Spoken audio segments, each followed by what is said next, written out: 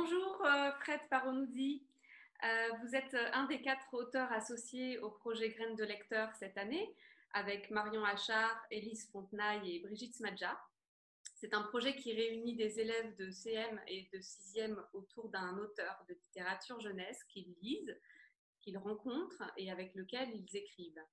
Alors les circonstances actuelles ont un peu perturbé le déroulement du projet Graines de lecteur et des assises internationales du roman auquel il est associé. C'est pourquoi nous faisons cet entretien ensemble aujourd'hui.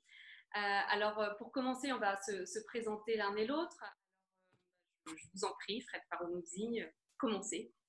Voilà, je dis quelques mots sur moi donc. Eh ben, écoutez, je suis Fred Paronusi, je suis auteur, depuis à peu près 18 ans. J'ai publié une vingtaine de livres en tout. J'ai été enseignant pendant 21 ans, prof, d'anglais en lycée professionnel. J'ai arrêté il y a 1 an et demi pour, me consacrer à l'écriture. Voilà. Je me présente à mon tour. Donc, moi, je suis Camille Solaire. Je suis chargée de médiation à la Villa Gilet. Voilà, et je m'occupe plus spécifiquement dans le service des médiations de tous les projets d'éducation artistique et culturelle qu'on mène avec les élèves de primaire, de collège et les lycéens. Voilà. Difficile de ne pas commencer cet entretien avec quand même les circonstances inédites dans lesquelles il se déroule. Je voulais quand même vous poser cette question, Fred. Comment est-ce que vous vivez la littérature dans ces circonstances-là en tant que lecteur et en tant qu'auteur? Est-ce que ça implique des changements dans vos habitudes? Pas tellement en fait parce que vous voyez derrière moi, il y a une bibliothèque.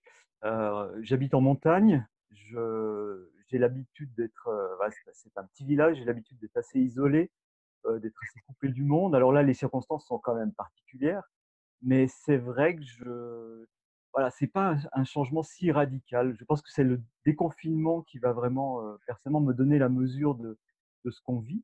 Mais, je le vis plutôt pas mal et je me considère comme quelqu'un de privilégié du fait de l'environnement dans lequel je le vis. Hem, Après en tant que lecteur, ben, on pouvait plus acheter de livres, donc j'ai relu pas mal de choses. J'ai lu aussi des livres, qui étaient en attente depuis pas mal de temps et puis en tant qu'auteur, ben, il y a des projets qui, étrangement se sont, libérés et j'ai trouvé des voies d'écriture, auxquelles je ne pensais pas avant le confinement. Voilà, donc je vais pas dire que je suis heureux du confinement, évidemment pas, mais j'ai réussi à en faire des choses. Les choses sont passées assez imprévues au niveau de l'écriture. Ça, c'était intéressant, ce qu'il en est sorti. Voilà, donc mais je me considère encore une fois comme quelqu'un de privilégié du fait de l'endroit où je passe ce confinement et les conditions dans lesquelles je le passe. Bien. Vous avez d'abord écrit de la littérature générale avant de vous adresser à un plus jeune lectorat, avec 10 ans, 3 quarts en 2003, qui est votre premier roman, puis Comme s'ils étaient beaux en 2005, tous les deux édités chez La Dilettante. Mmh. Aujourd'hui, vous écrivez pour les différents âges de la vie et votre œuvre est protéiforme. Il y a aussi bien des albums jeunesse que des nouvelles, des romans qui vont du roman social à des choses qui vont basculer plus dans le fantastique, mais aussi la bande dessinée. La première question que je vous pose, c'est comment vous en êtes venu à la littérature jeunesse? J'ai toujours voulu écrire, pour les jeunes, depuis le début. D'ailleurs, mon premier roman adulte est un roman qui parle d'une enfance. 10 ans 3/4 parle d'un enfant et c'est vraiment quelque chose qui voilà, j'ai toujours eu pour but plutôt d'être un auteur jeunesse qu'un auteur adulte. Je pense que j'y ai plus ma place, j'ai plus de choses à exprimer dans ce domaine-là.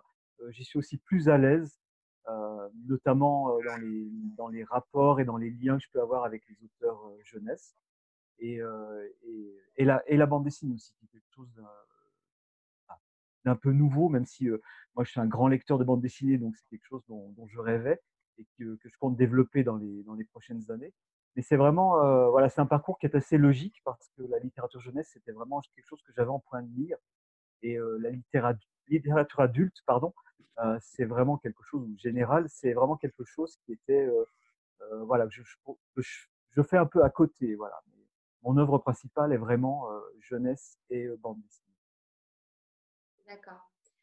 Et est-ce que vous pensez une histoire spécifiquement pour la jeunesse ou est-ce que vous ne faites pas de distinction entre les différents lectorats? Ben, stylistiquement, quand j'écris pour les grands ados, c'est la même chose que quand j'écris pour les adultes. Je ne fais pas de différence. Heu, Après il y a la sensibilité que l'on met dans une histoire, dans un style, dans un roman, là, qui diffère. Et c'est vrai que quand j'écris pour l'adolescence, je fais vraiment appel à une sensibilité d'ado que je crois pouvoir, retrouver en moi. Voilà, je replonge dans des choses, un peu anciennes, mais qui sont encore très présentes. Mon adolescence est encore très présente. Et je vais vraiment puiser là-dedans pour la littérature, jeunesse. Après évidemment quand j'écris pour les tout petits, les albums, c'est différent. Voilà, je dois vraiment penser aux plus jeunes et là il y a un choix de vocabulaire, il y a un choix, l'album va être illustré donc aussi il faut penser que, on n'a pas besoin de dire certaines choses qui vont être montrées et cetera. Donc c'est quand même une démarche un peu différente. Mais pour les ados et les adultes, le style lui-même, bah, c'est exactement le même travail pour moi. C'est exactement la même chose. D'accord. Et en parcourant votre œuvre, je me suis rendu compte qu'il y avait aussi dans tous vos livres une très grande liberté de ton, mais aussi de sujet. Euh, on aborde la question de la peine de mort avec Mon père est américain, par exemple, et puis on passe à des choses peut-être plus de l'ordre de la légèreté avec le diptyque Capitaine Triple Fesse. Comment Mmh. vous faites comment vous jouez cet équilibre-là entre des choses qui sont plus de l'ordre du grave, quoi, et des choses beaucoup plus fantaisistes? Bah, on dit souvent qu'un auteur, creuse le même sillon et refait, le même roman, par exemple, sous plein de formes différentes. Dans mon cas, il y a des thèmes communs. Souvent on va retrouver la famille, quel que soit que ce soit un livre grave ou un livre léger, ce sera quand même un point central de l'histoire très souvent. Et moi, j'ai toujours très peur de m'ennuyer et par conséquent, c'est vrai que je cherche à faire des choses très, très différentes. Pour moi, c'est extrêmement important de varier les manières d'écrire, de varier je travaille aussi beaucoup sur la structure des livres. Voilà, c'est quelque chose qui m'est absolument, indispensable, ce travail de d'aller chercher des choses un peu partout et de varier vraiment les plaisirs et de varier ce que je fais, voilà. Sinon, c'est vrai que je m'ennuierais assez vite, de l'écriture et ça me permet voilà, d'aller piocher, un peu partout et c'est assez passionnant parce qu'il y a aussi un travail de recherche. Par exemple, Capitaine Triple Fess, j'ai fait plein de recherches sur les pirates, les vrais pirates, heu, du XVIIe, XVIIIe siècle, par exemple et Mon père est américain, bah, j'ai fait plein de recherches sur, la peine de mort aux États-Unis. J'ai une correspondance avec des condamnés à mort, enfin voilà, des choses comme ça. Donc c'est assez passionnant de varier les sujets parce que c'est aussi, un moyen de découvrir plein de choses. Donc pour moi, c'est assez vital voilà, de jongler avec toutes ces choses-là.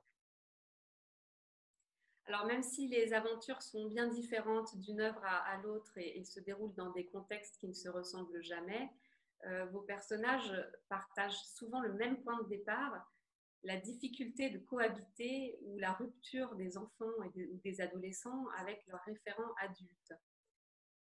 En tout cas, c'est ce que j'ai lu moi à travers vos Mmh. œuvres. Est-ce que ça voudrait dire que le détachement de la relation à l'adulte serait pour vous un prérequis au travail d'écriture à hauteur d'enfant? Oui, oui, oui, il y a de ça, il y a de ça et puis le la jeunesse et l'adolescence en particulier, c'est quand même un âge très particulier et c'est l'âge des ruptures. On quitte l'enfance, on se dirige vers l'âge adulte, mais on n'y est pas encore. Ça crée, il y a plein de tensions à l'adolescence. Moi, j'ai pas un souvenir, extrêmement, ému ou pas ému, je ne sais pas, mais en tout cas, j'ai pas tellement aimé mon adolescence et c'est vraiment quelque chose qui m'est resté. C'est quand même un âge extrêmement compliqué. Faut le négocier, faut réussir voilà, à gérer ça, à gérer les autres adolescents, à gérer les adultes, à gérer son corps qui change, à gérer le monde autour. On nous demande de, de savoir ce qu'on veut faire plus tard. Enfin, c'est super compliqué. Et moi j'adore écrire sur cette période parce que je pense que c'est la période de la vie, certainement la plus riche, parce que celle où on change le plus. Voilà, je dis souvent aux élèves, si je vous revois que je rencontre, si je vous revois dans quelques années, vous aurez changé de façon extraordinaire. Tandis que moi, je serai un peu plus vieux, mais il n'y aura pas eu normalement de changements fondamentaux dans qui je suis. J'espère quelques changements vers un mieux, mais eux, ils auront changé du tout au tout. Et c'est ça que je trouve assez passionnant dans l'adolescence. Et ce rapport à l'adulte, en effet, est complexe c'est un rapport de rupture, de lien. Voilà. Et l'explorer, c'est absolument, absolument fascinant. Alors, on va passer à un tout autre sujet maintenant. Je voulais évoquer avec vous la traduction parce que je sais qu'un certain nombre de vos œuvres sont traduites et paraissent à l'étranger. En russe, en allemand, je crois, en anglais, chinois, italien. Oui. Euh, Comment ça s'opère ces choix de traduction des œuvres de littérature jeunesse? Est-ce que c'est différent d'ailleurs de la littérature adulte? Non, non, ça ce n'est pas différent. En fait, moi, je dis pour rien. Ce sont les éditeurs qui, lors des grandes rencontres, Bologne, par exemple, en littérature jeunesse, Francfort en littérature adulte, et ce sont les éditeurs qui rachètent des droits sur des livres. Voilà. Mais l'auteur n'a pas grand-chose à voir là-dedans. On lui annonce que voilà, les choses se font. Là, on m'a annoncé, par exemple, depuis 3 semaines, une traduction en espagnol, une une en coréen et 2 en chinois. Voilà, c'est sur des albums. Et moi, voilà, je reçois la nouvelle avec plaisir, parce que c'est toujours un grand plaisir d'être traduit, mais je ne participe pas du tout à ce processus d'échange de livres ou de rachat de droits. Voilà. C'est une cuisine entre éditeurs uniquement. C'est complètement indépendant du travail de l'auteur, mais comme vous êtes vous-même professeur d'anglais, il me semble, Je euh, l'étais, oui. vous l'étiez, d'accord, vous n'avez pas le droit vous n'avez aucun droit de regard sur sur la traduction de vos œuvres en anglais, j'imagine. Non, alors j'ai un seul texte qui était en américain et c'est vrai qu'on ne me l'a pas, ce qui est dommage, j'aurais bien aimé le lire avant, mais c'est vrai qu'on ne me l'a pas, on ne me l'a pas montré. En revanche, avec l'Italie, j'ai une excellente relation avec les éditrices italiennes et elles m'ont fourni la traduction mon premier roman en italien. Donc j'ai pu lire la traduction avant. Et puis je travaille avec elles enfin, maintenant directement, parce que je publie directement avec cette maison d'édition italienne. Donc là, il y a un vrai, voilà, il y a un vrai travail, il y a un vrai échange sur la langue. Mais c'est vrai que sur quelque chose en anglais, par exemple, on ne me demande pas mon avis. Non, non, c'est un truc d'éditeur, encore une fois, et l'auteur est un peu laissé de côté dans ces cas-là. Ok.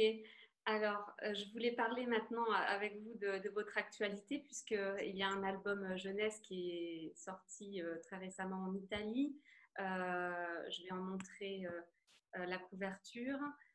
Il s'agit de que vous avez réalisé avec l'illustratrice argentine Mariana Ruiz Johnson. Donc, c'est un Mhm. album, là pour le coup, sans voix ou presque, puisque les seuls mots qu'on peut y lire sont des onomatopées qui racontent tous les bruits de la journée ordinaire d'une petite fille. Du Mhm. réveil au retour à la maison, en passant par le chemin de l'école, on s'aperçoit qu'il n'y a jamais vraiment de moment de silence, ce qui dénote pas mal d'ailleurs avec ce que nous vivons aujourd'hui. Oui, c'est Euh, vrai. et est-ce que vous pourriez nous parler un petit peu de cette œuvre qui est aussi une jolie ode à la littérature, puisque la jeune fille retrouve le silence enfin lorsqu'elle ouvre un livre, ce qu'on voit sur cette image. Oui, oui. Oui, c'est un projet que j'avais dans les cartons depuis un petit moment et puis après être allé à Bologne et avoir rencontré mes éditrices italiennes, j'y étais pour, le roman qui s'appelle Là où je vais, en français qui était traduit en italien. On s'entendait tellement bien que je me suis dit: «Tiens, je vais leur proposer, ce texte que voilà, que je n'avais, je n'en avais rien fait jusqu'à présent». Elles l'ont beaucoup aimé et puis, il est parti à l'international parce qu'elles m'ont dit: «On pense à une illustratrice qui est, argentine». Donc je trouve ça assez intéressant que ça parte d'un Français, que ça même si je suis d'origine italienne, mais voilà, que ça transite par l'Italie et qu'on se retrouve ensuite en Argentine, pour une illustration et ça a été une belle aventure c'est en effet, un hommage aussi à la on n'est jamais dans le silence, enfin, on n'était jamais dans le silence. C'est vrai que là, depuis quelque temps, on vit des choses, particulières et le silence est réapparu, notamment en ville. Mais c'était aussi pour montrer que, oui, le vrai silence peut arriver au moment de la lecture où là, tout ce qui est autour s'efface, voilà. Et puis pour la petite histoire, cet album va peut-être sortir en français. Voilà, le contrat n'est pas signé, mais un éditeur français est intéressé, par cet album, donc j'espère qu'il sortira également en français. Bon, la traduction sera relativement simple, parce que vous l'avez dit, ce sont juste des onomatopées, donc il y a pas vraiment de paroles, il y a des bruits, voilà, uniquement des bruits. Voilà, vous avez formidablement fait cette conclusion que je voulais faire moi-même. Il n'y aura pas de traduction pour cet ouvrage. Voilà, on va s'arrêter là. Merci beaucoup, Fred Paronoudi, d'avoir participé à cet entretien. On est très content d'avoir fait ce projet Graines de lecteur avec vous et on Également. invite tous les auditeurs à suivre les autres vidéos des Assises internationales du roman et les actualités du projet Graines de lecteur, puisque je sais qu'il y a d'autres vidéos à suivre avec vous. Voilà, merci beaucoup. Ah, merci beaucoup à vous et à la Villa Gilet. C'était un super, voilà, super moment de rencontre, grâce à ce projet. Merci infiniment.